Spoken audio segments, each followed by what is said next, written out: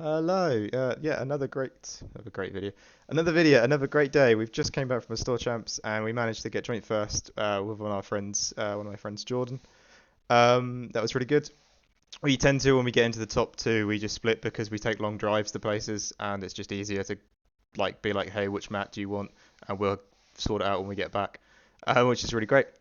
And then my other friend Chris as well managed to get a top four finish, and we've got all of our lists up here, and we'll go through them in a sec as well. But it was a very good day. Yeah, it was in Bedford Geek Retreat. For some reason, it was flooded when we turned up, and there was quite a worry of, oh, we've done the travel there, and it's not going to actually happen because it's flooded. But another friend of ours, Jamie, who's in our group, who came up with us, managed to I think he does drainage as a job, also like drainage clearing, and he was just mega because he managed to jump in there and get things sorted. So we played in a slightly unhumidified, damp place, but you know the things we do for card games is staggering. Yeah, I've got some sort of notes, and we'll just cover through each list. So these we made, yeah, just like joint first and top four finish here. So for the top four player, Chris, there we've got he went for a blue steel list, and I'll admit, um, going into the store champs, of course, in my head, I've practiced so much Ruby Amethyst. I've done it on stream as well because I'm just really worried about that matchup, and I just assumed it was going to be everywhere. It was nada. It was the same things that you'd expect. You know, it was the big chunk of brewery sort of aggro players that just probably turn up to their league and turn sideways. And no disrespect. I'm assuming that's what they do. Um, and then you had some Ruby purple. I think there was one Ruby sapphire, and there was a staggering amount of blue steel, and I think there was quite a few green steel as well. But because it's sort of a local scene, I didn't believe everyone's lists were completely filled out as well. I think maybe some people were missing some Diablos or something on their lists, or they were opting to try some different brew options. But yeah, it was quite a nice mix. But as I said, there was a lot of blue still there. I was one of probably I think five maybe, which I think it was a 32-man event. Which, by the way, if you're in the US, in England, that's big. That's that's big numbers. That we'd be quite happy about that. So yeah, this is the list. I'm looking over it, really like a lot of it, and I like that he's kept the hooks in there. I think Smash is great as well, and Smash is something that I'll be looking at using. I think now that a lot of players, if you've played enough Green Steel and you've got the reps in, it's not just the um, Diablo that's the issue anymore. It's the Ursula that's going to sing, or even it could be the Diablo's move to a hidden cove. And Smash also just covers so many things. You know, sometimes it might just be I don't need an aerial to be alive, so we're going to take that out. If you wheel into it, you can throw a smash out there, and it will pretty much clear most important things as well. So I think it's really great. And yeah, into green steel, their win condition can be that they need to, or one of their big parts of their plays could be that they need Ursula to sing sudden chill. You have a play, you can be like, right, while it's drying, I'm just going to take it out, and then what have you got next? And they'll be like, oh, okay, ink sudden chill, and I'll find a different play to do. So I think that's really good in there. And he's stuck with the hooks as well, which I'll admit after the event, I keep humming and hawing on it because, as I say, you get your round one pairing. I got an aggro player, and I think it was mainly because I won the die roll that I won that. They played really well, and my deck just wasn't built to beat that. But on the play is just one of the things you can do to beat a sort of aggro decks. But I think yeah, getting a hook and a smear and a Mickey out and being like to aggro, hey, I'm just going to start controlling the board would have been great. But we stuck with the Argus. I'll cover my list in a second as well. We stuck with the Argus that I still think put in a lot of work. But yeah, so I'll cover that um, in a sec. But yeah, I think really strong list. I assume he'll tinker around a bit from what he's learned and maybe just play the same list. And then for the joint first, we've got a green steel list, which was just funny because on the card journey there, the gentleman Jordan had like three options. He's been practicing Ruby Sapphire, really good on Ruby Sapphire, and he's made some interesting choices in there that I thought were really good, and sort of all said they're really good and quite commended them. Um, Ruby Amethyst is always strong. He's played that before. He played that at last step champs and did really well with it. I think he wanted to move to green steel. I think he thought it had the best chances. But there was even a moment in our car journey, our 2 hour car journey, for 10 minutes he swapped to steel songs. And yeah, that was just a really interesting car journey as well. And then when we got there, we did it in the most British way. If you're not from England, we sat in a Greggs, like it's like a fast food thing like a McDonald's, but it's very British. And he started sleeving his deck up and getting it ready, which was just a really amazing experience that you get from store champs, and I'm really glad I got to enjoy that. But yeah, I believe it's just a very standard list. Of course, he was humming and hawing about putting the one drop Flynns in because he really wants to utilize this Flynn, and that shift to get it to just start questing very early on with the uh, possible Bucky proc as well is just really good. So yeah, he debated, but I believe he ended up saying 8 was fine. He managed to hit the one drop enough times to get him wins as well. So that was very good. And yeah, we just sort of debated over. I don't believe, as I don't track Green Steel list as much as I should do. But there was a time where 3 drop Ursula was being cut. I think it was to play more Floodborns and just play more aggression. But that's just this combo comes in so MVP versus blue decks and comes in so MVP versus pretty much any deck that can draw quite consistently. So yeah, he just said it's really understated how good this combo is. So yeah, great deck, did a great run as well. So all commendable. Yeah, and we went on to my list. This is the one I brought, and as I say, it didn't feel terrible into the sort of aggro field, but I felt like I really wanted the hooks. I think the hooks would have brought it all together for me. But yeah, we played some interesting things. I'll go for the top 8 cut because that's more of the which will be the 2 games we played. Um, and that'll be more interesting. So we played into the Purple Fassa, which was I think it was a updated version of the is it Atlanta winning list. So that was interesting because I'd never actually played into that before, but I felt quite strong. I usually don't feel very strong into Fassa or Blue Steel, but only I don't feel strong into Red Fassa is what I meant. Sorry. All the other Fassas I feel fine into. I don't believe there's anything that's going to proc from the Fassa that's strong enough to like be a problem for me. So yeah, that was fine. And again, things like Baboom just come in great for those like early aggro questers, and even for like a one drop Cindy if they're going to sing what's it called, like bare necessities or something like that. So it's great. I will admit with Baboom, I think I'm gonna have to go up on a count on that. I pretty much every game, or like 70% of the games, or at least every game when I was on the draw, I was trying to find a Baboom because I was like, this will be an out for me. So yeah, that's a really good. I think that needs to go up to 4. I'm gonna have to find the room for that. But yeah, as I mentioned with, I'll just go for the other game as well, and then I'll talk through the list. Sorry, that sounds like the best thing to do. And then we went into the red purple matchup, and we, of course, seeding wise, we were on the draw, so we had to get we got a 2-0 win on the draw. The first game, it's that thing of your opponent is clearly got a lot of uninkables in their hand. They might be inking past turn or inking and just playing really off curve and really not well. Like they're inking a castle when they should be playing a castle. You know their hand is stacked full of uninkables, which will be those Tremaines, those B preps. So you can play your whole new world at that point. You should be looking at a whole new world because you don't want them to get to that point where they can use that stuff. So yeah, we were just putting a lot of things into the inkwell and just whole new worlding. But into that matchup, I've also found as well the other dime targets are great, but Tamatoa seems to just be MVP to the point where I'd rather spend more time setting up Tamatoa and items than I would be setting up the dime and like a aerial or a bell to get 5 lore when I could set up Tamatoa to get me like 7 or 8 lore and then threaten a next turn like finisher if they don't remove it. So I think there's a lot of approaches now I'm going to look at of dimes. This is an interesting card I'll talk about soon.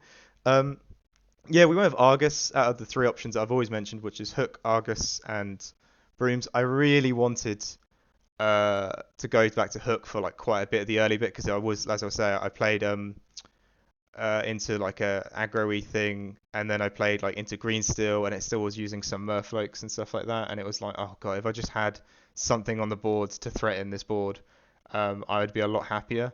And we even played an Amber Amethyst aggro, sorry, as well. Yeah, so I was just hoping that I could get something on the board just to start fighting, but on the draw as well, it's even more painful. But he's still into the red purple matchup. I believe he wins it. It's also being like, I've got this 4 damage rocket that I can just shoot at anything. I was doing crazy stuff at some point. You're hitting a Hiram and then you're like playing like grab. So we hit a Perdita, that's it, sorry, and then we play like grab your swords, or you can just do some interesting stuff with it. And then if you've got a Cogsworth down, and they've only got one attack, you can survive, and then it's still a problem on the board. So, do you know what? MVP card. I really thought it was really good. I think for the rest of the list, yeah, there's a lot of standard stuff that's going to just stick in this list. Gaston, I don't know. I just announced Argus as the MVP. Gaston was insane. I've really come to appreciate any card that replaces itself when you play it. And Gaston will do that and scry for you. And when I played the green steel and we ended up getting a 2-0, I'll admit the most important thing was I could play Gaston and I found a Zeus. And I had a Hiram set up, so it was just like find Gaston, find Zeus, sing Zeus. And that happened 2 games in a row to the point of, we were sort of going in amazement of how good that play was really, well, how nice that play was to land. So yeah, I think he's in there for good for me. It was the aerial I cut.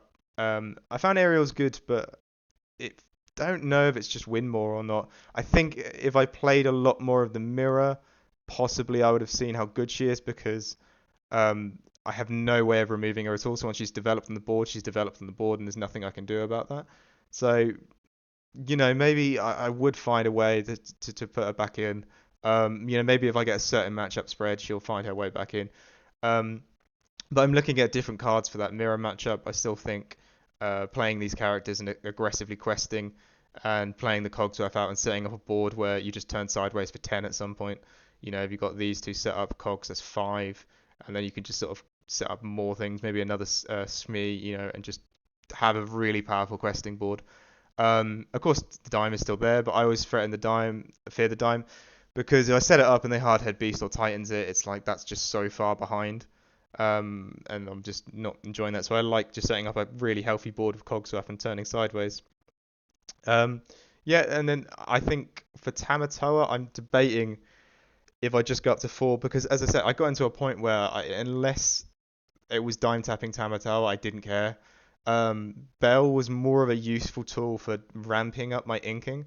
I could get to a point where I could Bell, double ink, so I'd ink for turn, ink, and then play a Mickey and have a Quill out, and then what's left is maybe a whole new world, just play that and get a whole new hand again. I've got 2 characters on board, I've got threats they have to deal with, and I'm up a ridiculous amount of ink. So yeah, and then Tamatoa, it was the point where one game I whole new worlded into a hand and I had like 5 or 4 items. I got some insane amount of items. Just play them all down, and then I wheeled again so I could find the Tamatoa and just start dime tapping it. So yeah, I think like maybe just putting that at 4, and then spending that time just like controlling the board until I can do the Tamatoa dime. It is quite nice if you can get to 13 ink and play Tamatoa, play the dime, and get a bell to start you off with 5. I'll admit that. I'm not saying like I haven't been using those other things, but it was like I just want to dime tap Tamatoa, especially now that Ariel wasn't in this list. Yeah, 4 on the Baboon. Rise of Titans feels almost utterly redundant at 2. I think to the point where I just want it as a one-off, and if I ever wheel into it, that's great. If not, I'm not going to use it. It's so insanely situational that I couldn't blind mulligan keep it. If I kept it and they didn't cast or had a dead card in hand that could have been a better card, sometimes I draw both at the start and then I'd ink both and then I'd have no Titans. I think it's just maybe a one-off and you wheel into it and it works. I think it's really where I'm at with that. I've had some issues with it. I've always sort of debated if I have to keep it in the opening hand or not, or what sort of the value is of this card. Yeah, I think I'm gonna have to go down to just 1 and play with that other ink to find some more room. Probably just put it over to the Baboon for now. But yeah, I think I just need 1. And the thing that was killing the castles was mainly having an Argus set up and just threatening it like hit Zeus or something. Which does bring me on to Zeus, but I think I was looking for Zeus quite a lot of that game. And just a good tip for anyone who's sort of building decks or theory card. If you're spending a lot of time looking for a card, it probably means that you want more copies of it. That's kind of going against exactly what I just said about Rise of Titans. I didn't really want it. It was situational. I hardly ever really wanted it, and when I wanted it, I didn't have it. So like, I didn't think it was very good. Titans was Zeus is just 5 damage, and I just needed to do 5 damage quite a lot of the time versus a lot of decks. So I can see myself just going up to 3 on that actually, to be honest with you. Just really good. A majority of your deck can sing it, can't it? Bar these characters, everything above can sing it. So it's not even going to cost you much. 5 damage is great just to put into anything on any deck. If I was to play against green steel, I'd be like, okay, you've two dropped Ursula, one of my Zeuses, but it's fine. I'm gonna have two more at some point. So yeah, I think maybe looking up to upping that a bit. Um, but yeah, the rest of the deck performed well. The only other card I've really sort of put the thought into finding, but it's just the unink value is really upsetting me. Is Hades, is the set one Hades. I kind of think it might be a very good card for the mirror. And as I said, I saw a lot of blue steel today. I know different areas have different metas and different decks are sort of popular. I mean, there's certain areas in the UK where Sapphires are still really popular, and then there's certain areas where just Ruby Amethyst is still very popular. And there's usually sometimes no rhyme or reason to this. It's just the way it is. Maybe just people like it there and they're used to it. Or, if you're in an area where Ruby Sapphire is so popular, that might stop blue steel players wanting to play there because they'll just be like, well, I'm just not going to win, so I'm not going to play it. It might be your locals is dominated by green steel, and they'll be like, well, I'm just not going to play Ruby Amethyst then because I'll turn up to League every week and lose. Um, but yeah, I think Hades will be good. I mean, I'm playing seven more of these. I think overall he is just spot removal. So even if I'm not using for the mirror, I think there's probably a lot of situations where I could use him. So yeah, he's definitely going to try find his way into the deck. If we can count with the uninkables and find some uses for it. But yeah, it really did feel quite strong.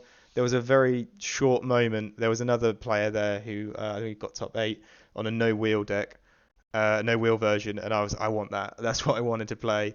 And then I won the RP matchup only because I had wheel. I went down to like 8 cards or something like that. So and then I was like, no, I forget how good wheel is, and what I need to do is learn how to use quill more effectively for the wheels I don't want to use, rather than just cut the card because it's really good. Um, yeah, I just had a real emotional roller coaster with the deck today, which was quite interesting. I'd if I knew another point as well. Sorry, after Hades, another tech card or another card to mention is if I knew the room was heavy on Ruby Sapphire, I might look at adding two McDuck Manors, but I don't know with this new sort of feeling I have with Tamatoa. I mean, it's I say it's new. A lot of people are playing Tamatoa like this before. Um, I just feel like maybe I don't need the McDuck Manors. I mean, you can win in like set up Dime, set up Toa, and then Dime tap Toa, threaten next turn lethal unless they can clear it, and that was winning me sort of games versus Ruby Amethyst. So yeah, but besides that, I think you could take this list and win quite confidently. Like I said, it was a real matchup spread. We had Ruby Amethyst, um, sort of aggro-y things like that, and Green Steel. So that's two out of the big ones really there. I wouldn't mind seeing how it does into Ruby Sapphire and Blue Steel itself, just for the mirror. That were two matches I did end up not really having to play, which was quite good. Because I just don't want to play those matches. But yeah, it was just a really good run. And as I say, with card games, you can bring the best deck in the world, but you just want a good run. You want to see the right cards at the right time, and that was what happened today. So yeah, thank you very much.